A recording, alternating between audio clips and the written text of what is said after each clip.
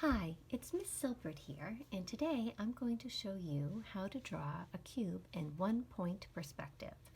So the first thing you need to do is find yourself a straight edge and decide where you would like your horizon line to be on the paper. And it really could be up high, up low, wherever you choose.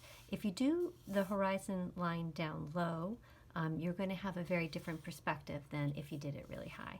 And just for today, just to get started, I'm going to put the horizon line about in the middle of my paper.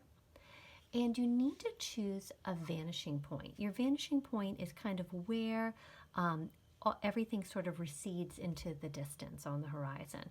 And you can honestly pick anywhere along the line to do this, but just to get started, I'm going to pick somewhere about in the middle. So this is where the vanishing point is going to be. And to draw the cube, I'm just going to draw mine freehand, but please feel free to use a ruler if you'd like. And the first thing you're going to do is draw the face of the cube, the side that would be facing towards you.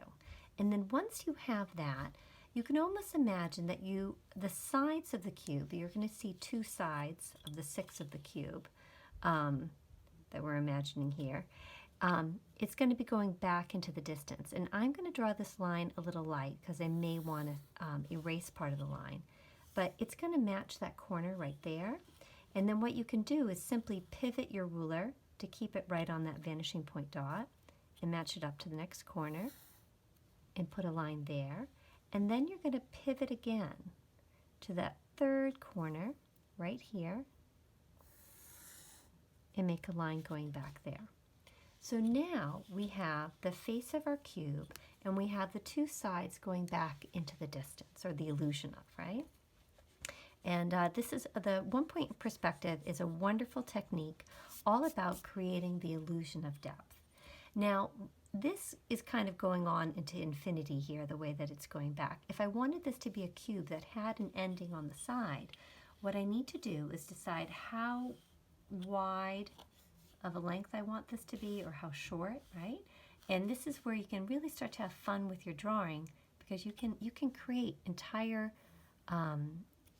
worlds and cities and all sorts of things. This line needed to be parallel with this line right here. And this line that I'm going to draw here is going to match up to that corner, and it needs to be parallel to this line. And when something is parallel, that means that it never touches the other line out in space. These lines would just go continually along in space and never touch. And there we go. We have our nice, this is more of a rectangular prism instead of a cube. But there we have our cube in space. And now you could start to have some fun. This would be a great time for you to do some practicing and drawing all different kinds of rectangular cubes and shapes, and put them above and below the horizon and see what happens with the perspective if we keep it all with the same vanishing point. Let's see, make sure that you match everything up really nicely.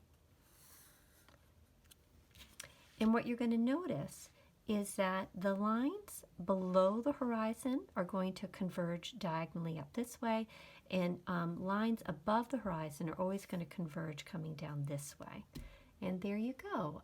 There is your start to drawing one-point perspective. I hope this was fun, and be well and creative.